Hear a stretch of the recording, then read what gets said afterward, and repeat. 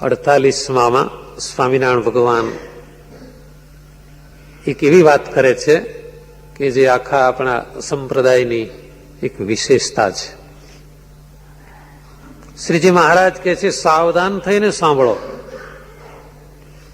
અમારી આજ્ઞા છે હરિભક્ત માત્રને, હરિભક્ત માત્ર એટલે કે નાના હોય મોટા હોય, જ્ઞાની હોય અજ્ઞાની હોય, સમજુ હોય અણસમજુ હોય, પૈસાદાર હોય મધ્યમ વર્ગવાળા હોય, શહેરમાં રહેતા હોય કે ગામડામાં રહેતા હોય, પણ હરિભક્ત માત્રને શ્રી નરનારાયણ દેવની મૂર્તિ કાગળમાં લખાવી દઈશું, એ પૂજજો.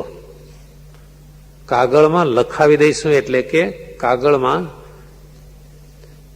ચિતરેલી આ મૂર્તિ સર્વશાસ્ત્ર પ્રમાણ છે. ભગવાનની મૂર્તિના 8 પ્રકાર છે, એમાં એક મૂર્તિ છે ચિત્ર પ્રતિમા. ભાગવતમાં પણ 8 પ્રકારની મૂર્તિ કહી છે, અને ચિત્ર મૂર્તિ તો અતિ પ્રમાણ છે. સ્વામિનારાયણ ભગવાન કહે છે ચિત્ર મૂર્તિ અતિ પ્રમાણ છે. આની પાછળ એક ખૂબી છે. ઘણા ગ્રહસ્થો બહુ ભાવુક બની જાય, ધાતુની પાષાણની મૂર્તિ ભગવાનની ઘેર રાખે. એ ગ્રહસ્થને બહુ દુઃખ આવે છે, કારણ ભગવાનની ધાતુ પ્રતિમા જો ગ્રહસ્થે ઘરમાં રાખવી હોય તો એના કેટલાક વિધિ છે. અલાયદો ઓરડો જોઈએ, જ્યાં આગળ ભગવાનની મૂર્તિ રાખતા હોય એક અલાયદો ઓરડો જોઈએ, જુદો જ. એમાં કોઈ રજસ્વલા બેન પ્રવેશે નહીં, બહારથી કોઈ ગમે તેવા આયા હોય નાયા ધોયા વગરના, અને ભગવાનની મૂર્તિને અડે નહીં. એટલું જ નહીં, પણ ઠાકોરજીનો થાળ સુવ્યવસ્થિત થવો જોઈએ. તમે 2 દિવસ બહારગામ ગયા હો કે પ્રવાસ યાત્રામાં ગયા હો તો એટલા દિવસ ભગવાનનું શું? અનેક કારણો. ગ્રહસ્થનું ઘર છે, ઘરમાં સૂતક પણ આવે, તો ઠાકોરજીની આ જે મૂર્તિ હોય ધાતુની, એની જો વ્યવસ્થિત પૂજા ન થાય તો ભક્તને અપરાધ થાય. એટલે ચિત્ર પ્રતિમામાં આ અપરાધો થતા નથી. ઘરમાં તમે ચિત્ર પ્રતિમા પધરાવી હોય અને મહિના સુધી યાત્રા કરવા જાઓ ઘર બંધ કરીને, તો ભગવાનનો અપરાધ નથી થતો. એટલે શ્રીજી મહારાજ કહે છે ચિત્ર પ્રતિમા અતિ પ્રમાણ છે, એ જ રાખજો. ભગવાનના ભક્તો હોય એમની સાથે ભગવાનનું સ્વરૂપ હોય જ. શ્રીજી મહારાજ જયારે મંદિરો બનાવતા હતા, અમદાવાદ, મૂળી, ભુજ, વડતાલ, ગઢપુર વગેરે ધામોના મંદિરો બનતા હતા, બીજા કેટલાય મંદિરોના કામ ચાલુ હતા, ધોલેરા, ધોળકા, જેતલપુર. મુક્તાનંદ સ્વામી શ્રીજી મહારાજ કરતા ઉંમરમાં મોટા, સત્સંગની રીતે પણ મુક્તાનંદ સ્વામી મોટા, સિનિયર. કઈ પણ કામ હોય તો મહારાજ મુક્તાનંદ સ્વામીને, બ્રહ્માનંદ સ્વામીને પૂછતા. ઘણી વાર કઈ એવું થતું હોય તો મુક્તાનંદ સ્વામી શ્રીજી મહારાજનું ધ્યાન દોરતા. આટલા બધા મંદિરો થવા માંડ્યા એટલે મુક્તાનંદ સ્વામી એકવાર શ્રીજી મહારાજને કહે છે, મહારાજ આ બધા મંદિરો ચારે બાજુ થવા માંડ્યા છે, પણ આમ ને આમ મંદિરો જાજા થઈ જશે તો પછી મંદિરોનો વ્યવહાર કેમ ચાલશે? સ્વામીએ બહુ ગંભીરતાથી મહારાજને કહ્યું, મંદિરો થઈ જાય પણ પછી મંદિર ઉજળ પડ્યા રહે એ શું કામના? મંદિરો બની જાય એ બહુ સરળ વાત છે, પણ મંદિરનું મંદિર તરીકે સંચાલન કરવું એ કામ કઠણ છે. ઘણી વાર બધા ભક્તો ભેળા થઈને એવા ઉત્સાહમાં આવી જાય, મોટું મંદિર બાંધી નાખે, પછી એ મંદિરમાં કોઈ સાવરણી કાઢનાર ન હોય, એ મંદિરમાં સમય પ્રમાણે ઠાકોરજીને આરતી કરનારે કોઈ હાજર ન થાય. મંદિરમાં કથા વાર્તા તો વળી હોય જ ક્યાંથી? એટલે આવી પરિસ્થિતિ થઈ જાય.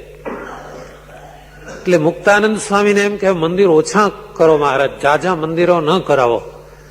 એ ભાવથી કહ્યું કે મહારાજ આ મંદિરનો વ્યવહાર વહીવટ કેમ ચાલશે? શ્રીજી મહારાજ તો એકદમ હસ્યા. સ્વામી, ઓ આટલા મંદિર થયા એમાં ગભરાઈ ગયા? અમારી તો ઈચ્છા છે દેશ દેશમાં મંદિર કરવા. દેશ એટલે અત્યારે આપણે જેને કહીએ છીએ ને, કચ્છ, કાઠિયાવાડ, ગુજરાત, સૌરાષ્ટ્ર, ઉત્તર ગુજરાત, દંડાવ્ય, ઝાલાવાડ, હાલાર, ખાખરિયા, એટલે બધા દેશ કહેવાતા એ વખતે. અત્યારે જેને તાલુકા તરીકે ઓળખો કે જિલ્લા તરીકે, એ વખતે આ પરિભાષા વપરાતી દેશ.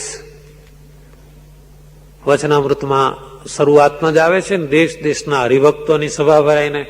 એટલે અમેરિકા, ઇંગ્લેન્ડ, જાપાન એમ નહીં, દેશ દેશના હરિભક્તોની સભા. એટલે એ વખતે આ બધા વિસ્તારોને દેશ કહેવાતા. એટલે સ્વામિનારાયણ ભગવાન પાસે કચ્છ, કાઠિયાવાડ, સૌરાષ્ટ્ર, ઉત્તર ગુજરાત, દંડાવ્ય, આ બધા વિસ્તારોના ભક્તો દરરોજ આવતા. શ્રીજી મહારાજ કહે છે, સ્વામી અમારે તો દેશ દેશમાં મંદિર કરવા છે. મુક્તાનંદ સ્વામી કહે છે, મહારાજ આપ ધારશો તો મંદિરો તો થશે, પણ મને સંકલ્પ થયો, આપની પાસે રજૂ કર્યો. સ્વામી હજુ પણ તમને ચિંતા રહે છે? અમારે તો ગામો ગામ મંદિર કરવા છે, ગામ દીઠ મંદિર કરવા છે.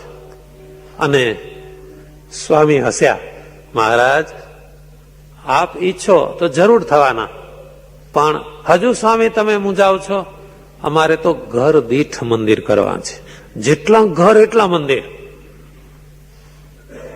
સ્વામી કઈ બોલ્યા નહીં. સ્વામી હજુ તમારા મનમાં ભય છે ને? મુક્તાનંદ સ્વામી બોલ્યા નહીં. એટલે મહારાજ કે, સ્વામી જુઓ, ઘર દીઠ નહીં, અમારે તો જણ દીઠ મંદિર કરવા છે. ઘરમાં 4 જણ રહેતા હોય તો 4 મંદિર.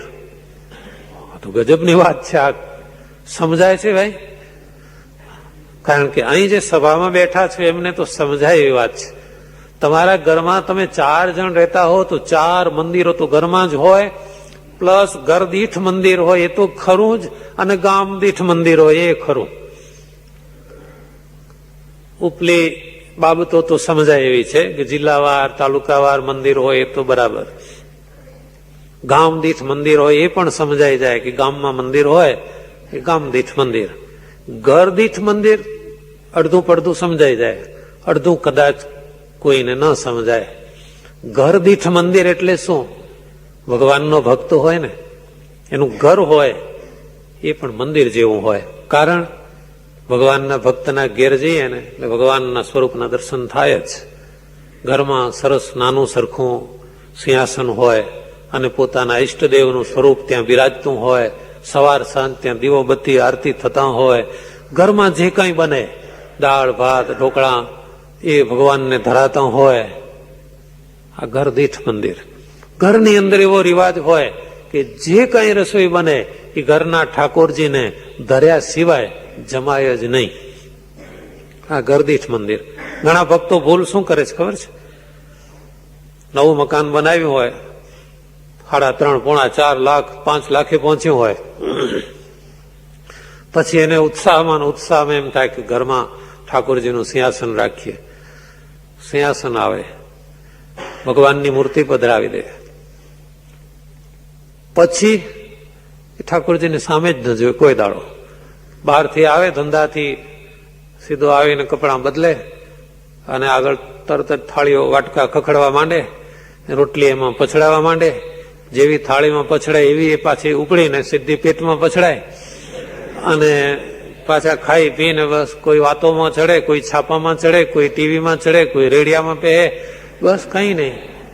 પાછા સુઈ જાય. સવારે ઉઠે, નાહે ધુએ, પરવારે, નાસ્તા પાણી, પાછા બહાર. ઠાકોરજી બેઠા બેઠા જુએ, સરદાર સાહેબ જરા મારી સામે તો જો, મને ત્યાં ઘરમાં બેસાડી રાખ્યો છે ને કોઈ દાડો હાથ તો જોડતો નથી. એટલે ઘર એક મંદિર છે. તમારા ઘરમાં જે ઠાકોરજીનું સ્વરૂપ બિરાજે છે એને નિયમિત સવારે બહાર જાઓ ને ત્યારે નમસ્કાર કરીને જજો. સવારે પૂજા પાઠ કરી અને ભગવાનને નમસ્કાર કરવા, અને પછી મંદિરે આવો તો ઠાકોરજીને દંડવત પૂજા પણ નમસ્કાર કર્યા સિવાય બહાર જવું નહીં. ભગવાન આપણી સદાય રક્ષા કરે. આ છે ઘર દીઠ મંદિર. પણ જણદીઠ મંદિર એટલે શું? આપણા સંતો હમણાં થોડા સમય પહેલા પુલા આશ્રમ ગયા હતા.